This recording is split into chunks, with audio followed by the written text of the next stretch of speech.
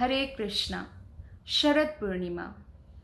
शरद पूर्णिमा जो है बहुत महत्वपूर्ण है, क्योंकि शरद पूर्णिमा के दिन ही जो सर्वोच्च भक्त है भगवान श्री कृष्ण की, गोपीगण, उनकी इच्छाएं भगवान ने पूर्ण किया था। एक्चुअली गोपीगण जो है हमेशा भगवान श्री कृष्ण के प्रति माधुर्य भाव रखती है, और वो भगवान को पति रूप में पाना चाहती है। तो समस्त गोपिकाएं मिलकर कात्यायनी देवी का व्रत करती है कि मुझे कृष्णा पति रूप में मिले। तो उनकी इच्छा पूर्ति करने हेतु ही कात्यायनी देवी कहते हैं कि आप सबकी इच्छा शरद पूर्णिमा के रात्रि को पूर्ण होगी।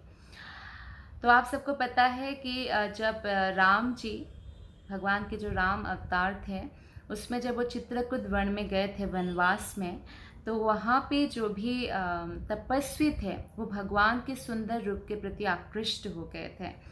तो वो भी उनके साथ जो माधुर्य रस का आस्वादन करना चाहते थे। तो राम जी ने कहा था कि जब कृष्णा कृष्ण रूप में जब मैं रासलीला करूँगा, तब आप सब लोग उसमें भाग ले सकते हैं। तो विभिन्न प्रकार की गोपियाँ शरद पूर्णिमा के रात्रि को इस रास नृत्य में भाग लेते हैं। और ये इतना दिव्य है कि इसमें जो है इससे इससे एक्चुअली बढ़कर और इस रस से बढ़कर जो है, माधुर्य रस से बढ़कर और कुछ भी नहीं है। लेकिन ये असाधारण जो व्यक्ति सोचते हैं, जो भक्त नहीं है, कि ये भी काम है या ये स्त्री पुरुष का एक संगम है, ऐसा बिल्कुल नहीं है। ये आत्मा और परमात्मा का संगम है, भगवान और भक्त का मिलन है। और शास्त्रों में भी भक्तों में सर्वोच्च माना गया है गोपियों को। तो ये समस्त गोपियाँ और भगवान श्री कृष्ण के बीच में जो है शरद पूर्णिमा के दिन ही रास नृत्य होता है। तो भगवान कृष्ण सबके मन की बात को जानते हैं। आप भले ही उनको मुंह खोलकर बोले, जैसे आप मंदिर गए तो भगवान को आपने बोला कि कृष्णा ऐसी ऐसी बात है मेरे मन में, या आप मन में ही सोचें, भगवान जानते हैं हमारी भावनाओं को। अगर हम शुद्ध भावना रखते हैं तो भगवान बहुत प्रसन्न होते हैं। तो इस प्रकार गोपिकाओं के मन की हर एक भावना को कृष्ण जानते थे। तो शरद पूर्णिमा की रात्रि भगवान श्री कृष्ण ने बांसुरी बजाई, और भगवान की बांसुरी में हर एक गोपियों के लिए एक संदेश था आने के लिए। तो समस्त गोपियों को ऐसा लग रहा था केवल मुझे ही बुलाया है। तो सब गोपियाँ जो भी कार्य कर रही थी वो रोककर शरद पूर्णिमा के रात्रि वन में आ गई। और जब वो लोग वन में आ गई तो फिर भगवान ने उनको कहा, अरे मैं तो बांसुरी बजा रहा था, पर आप लोग इतनी रात्रि घर परिवार को छोड़कर वन में क्या कर रही है? तो गोपिकाएं कहते हैं कि आपने ही हमें बुलाया है अपने बांसुरी बजाकर, और आप ही ऐसे बात बता रहे हैं। तो बोलते नहीं नहीं, आप अपने अपने घर वापस जाइए और अपना जो कर्तव्य है उसका पालन कीजिए। तो गोपिकाएं बहुत निराश हो गई, और गोपिकाओं ने कह दिया कि हम नहीं जाएंगे और हम पर कृपा कीजिए आप। तो भगवान श्री कृष्ण तो जानते थे कि गोपिकाएं ऐसे व्रत भी रखी थी। तो भक्त का ये लक्षण होता है, वो जो भी कार्य करते हैं, व्रत, तपस्या, कोई भी कार्य, वो कृष्ण को पाने के लिए करते हैं।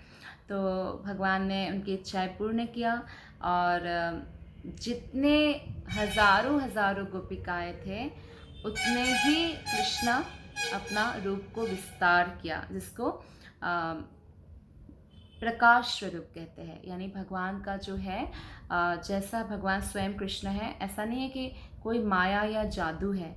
कृष्ण खुद ही इतना रूप में विभक्त हो गया, और सिर्फ भगवान ही कर सकते हैं, कोई मनुष्य नहीं कर सकता ऐसा। और ऐसे हजारों लाखों रूपों में भगवान विभक्त हो गए, और दो दो गोपियों के बीच में खुद को जो है प्रस्तुत किया नृत्य में। जैसे कि द्वारकापुरी में 16,108 महलों में 16,108 कृष्ण रहते थे, सेम कृष्ण, है ना। लेकिन इसका और एक स्वरूप होता है, जैसे विलास स्वरूप है। उसमें भगवान तो वही है, जैसे बलराम भी कृष्ण ही है, लेकिन रंग का भेद है। बलराम गोरे हैं, कृष्ण सांवले हैं, श्यामल वर्ण के हैं। और जैसे भगवान ही आगे जाके वैकुंठ में जो विस्तार होता है नारायण स्वरूप में, तो कृष्ण का 2 हाथ है, नारायण का 4 हाथ है।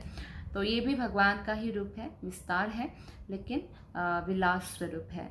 तो हम देखते हैं कि फिर भगवान जो है नृत्य करते हैं गोपिकाओं के साथ, और इसमें गोपिकाओं को इतना आनंद प्राप्त होता है कि सारे लोगों के जो स्वामी हैं, मैं कितने भाग्यवान हूँ। समस्त गोपी को लग रहा था कि कृष्ण अकेले मेरे साथ ही नाच रहे हैं। तो ऐसा स्पेशल फील कृष्ण कराते हैं। हर एक भक्त के साथ कृष्ण का एक पर्सनल रिलेशनशिप है, आपके साथ, हमारे साथ, या किसी भी जीवात्माओं के साथ कृष्ण का एक पर्सनल रिलेशनशिप है। तो गोपिकाओं को ऐसा लगा कि कृष्ण सिर्फ मेरे साथ ही नाच रहे हैं, और गोपिकाओं को थोड़ा अभिमान भी हो गया था कि समस्त लोगों के जो ईश्वर है और वो हमारे इशारों पर जो है नाच रहे हैं, और भगवान सबके मन को जानते हैं। तो उधर थोड़ा सा ये तो गोपिकाओं को अभिमान हो गया। और श्रीमती राधिका जो प्रधान गोपी है, जो समस्त गोपिकाएं राधा रानी से विस्तार हुआ है, तो राधा रानी को ये मान हुआ कि सभी गोपियों को जो सम्मान दे रहे हैं कृष्णा, और मेरे साथ भी कुछ ऐसा स्पेशल नहीं हुआ है, तो सेम हुआ है। तो कृष्णा गोपिकाओं के अभिमान को भंग करने के लिए रास नृत्य के बीच में से अंतर्ध्यान हो जाता है। आप सोचिए, अभी इतना आनंद प्राप्त कर रहे थे परम प्रियतम के साथ, और एकदम से वो अंतर्ध्यान हो गए, और उधर राधा रानी को लेकर जो है वो चले जाते हैं। और राधा रानी को तब बहुत स्पेशल फील होता है। लेकिन राधा रानी को भी फिर थोड़ी देर बाद जाने के बाद जो है राधा रानी को भी राधा रानी के सामने से भी अंतर्धान हो जाते हैं।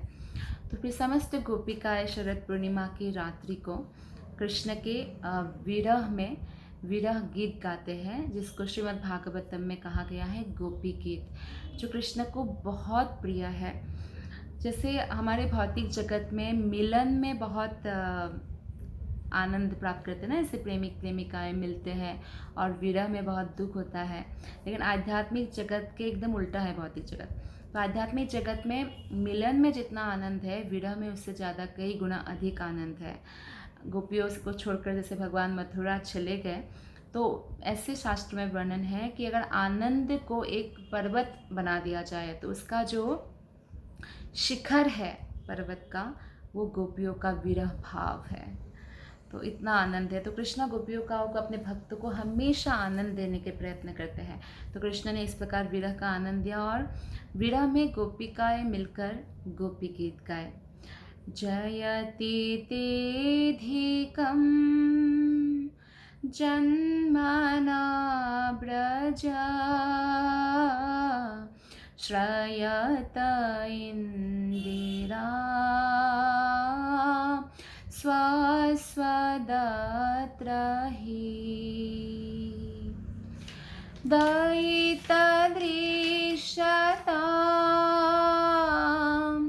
दीक्षुतावकाश त्वयि धृता त्वं विचिन्वते। तो ऐसे लंबा है गोपी गीत। तो उसमें गोपिकाओं का जो विरह में जो प्रेम निकल कर आ रहा था, कृष्ण को ये बहुत आनंद देता है ये गोपी गीत। और शरद पूर्णिमा के दिन ही ये लीला हुआ, और बाद में भगवान कृष्ण सब गोपिकाओं के सामने प्रकट हुए, और उनका जो मनोभीष्ट जो भी वरदान वो चाहते थे उनसे, वो उनको इस प्रकार प्राप्त हुआ। ये है शरद पूर्णिमा की कथा। तो शरद पूर्णिमा जो है उस दिन बहुत सारे लोग जो है भगवान के विभिन्न प्रकार के जो एक्टिविटीज़ हैं उसमें भाग लेते हैं। खासकर भगवान को घी का दीपक दिखाते हैं, भगवान कृष्ण के लिए खास खीर बनाते हैं, और कई लोग जो है वो खीर बाहर रख देते हैं, क्योंकि ऐसे मान्यता है कि क्योंकि स्वर्ग के देवता लोग तो गोलोक का लीला तो नहीं देख सकते हैं, लेकिन भगवान उन पर भी कृपा करते हैं, और जब धरातल पर लीला करते हैं तो भगवान की लीलाओं को देखकर वो बहुत आनंदित और बहुत ही वो दिव्य रस का पान करते हैं। तो अमृत बरसाते हैं, तो फिर बहुत लोग बाहर रख देते हैं खीर को कि अमृत बरसेगा, और फिर नेक्स्ट डे वो खीर जो है वो लोग बांटते हैं भक्तों में और खुद भी पाते हैं। तो ये शरद पूर्णिमा है जो बहुत स्पेशल है। शरद पूर्णिमा से लेकर कार्तिक पूर्णिमा का जो ये समय है, इसमें कोई भी अगर थोड़ा सा भी भक्ति करे तो उनको हज़ारों हज़ारों गुना ज़्यादा फल प्राप्त होता है। जैसे कि अगर आपने भगवान राधा कृष्ण के विग्रह के सामने घी का दीपक जलाकर आरती किया, खासकर तीन जो है तीन चीज़ हमें गाना है, जैसे ब्रह्म संहिता, गोपी गीत और दामोदर अष्टकम इस कार्तिक के महीना में। तो शरद पूर्णिमा से कार्तिक पूर्णिमा तक है। तुलसी के सामने दीपक जलाया, तुलसी की प्रदक्षिणा किया, और इस प्रकार से जो है जप माला बढ़ा दिया या भागवतम पढ़ा, भगवत गीता पढ़ा। तो इस प्रकार से हमें इस कार्तिक महीने को जो है ज़्यादा स्पिरिचुअल बनाना चाहिए, और इस प्रकार जो है हम अपने भक्ति में और द्रुत गति से, बहुत ही तीव्र गति से प्रगति कर सकते हैं। Thank you very much. Happy Sharad Purnima. Hare Krishna.